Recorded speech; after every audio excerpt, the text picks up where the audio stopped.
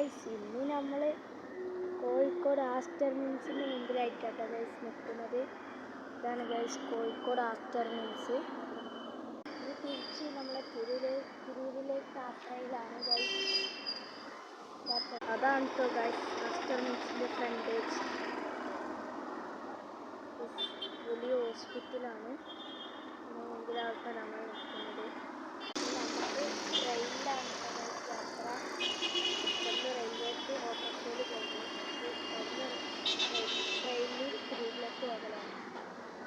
ഇതാട്ടെ guys Aster മിൽസിൻ്റെ നല്ല പൂന്തോപ്പ്. നല്ല രസമാണ് ഇവിടെ.